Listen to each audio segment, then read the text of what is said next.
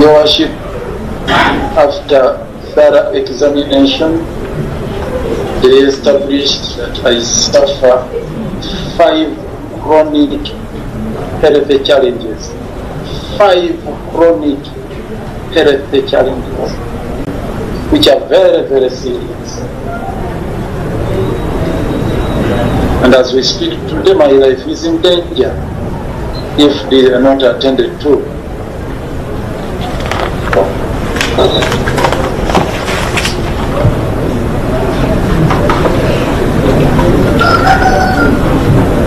I have a problem with breathing. They mentioned it here.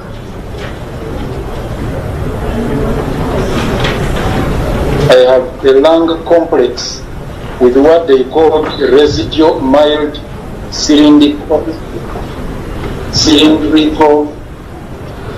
bronchitis.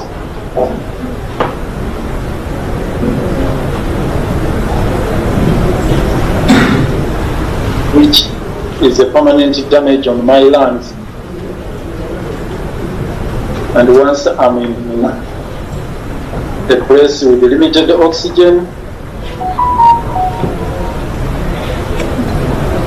I suffer breathlessness, and that's why here I was gasping for air, because the windows had been closed and I was not breathing well.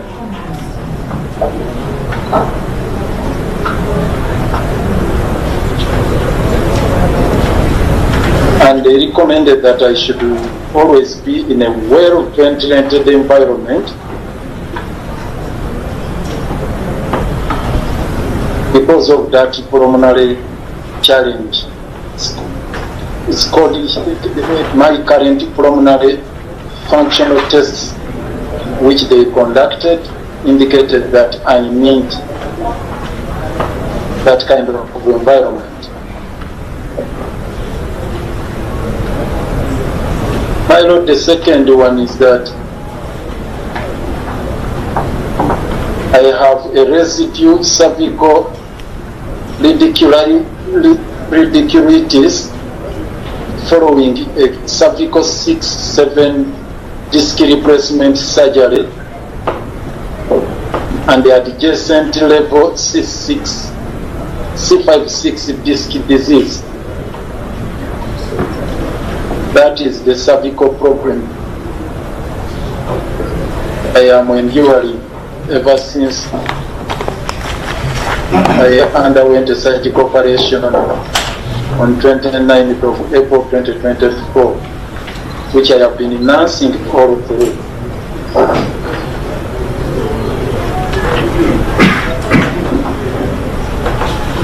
And these senior consultants have strongly recommended, and I want to read the verbatim, their recommendation after that finding, that Lukwago should have a spinal review by his primary spine surgeons in India to re-evaluate him for the persistent upper limbs radiculitis. It's a medical term. That they were unable to repeat the MRI investigations because they were not certain of the compatibility of the implants, the artificial disc that were used for his primary spine surgery.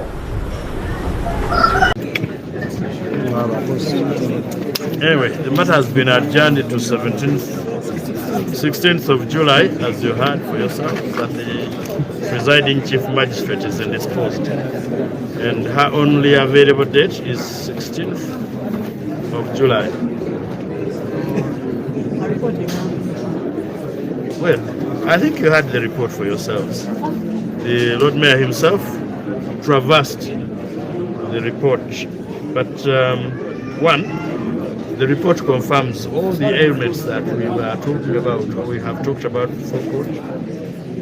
and concludes with a recommendation that he be referred back to India where he was operated, and he be handled by his primary spine surgeon in Fortis, India. The second is that he needs a well-ventilated environment for him to survive because of the breathing difficulties. And of course, you know how congested our prisons are. Number 3, that he needs to live according to the prescriptions made by his doctors, including the use of a tinnitus pillow, which has since been dismantled by prison authorities. And the reason was simple, that they did not understand it. Now, instead of seeking to understand, you move in to act in a manner that is injurious to life. You can believe, you can imagine. The other thing, of course, is that some of the findings conclude that his ailments, some of his ailments are permanent. He's got to live with them, but in accordance with the prescribed lifestyle. That lifestyle cannot be ensured in prison conditions. Unfortunately, the presiding chief magistrate, they said, is indisposed. On the other prayers that we placed before court, the learned magistrate, grade 1, advised that we interface with the chief magistrate as the only person with jurisdiction to issue orders. I don't believe that, but that's her ruling. Because, I mean, who said that grade 1's powers are limited to adjourning? Because even adjourning and further remand is an order. So if you can't make orders, then how?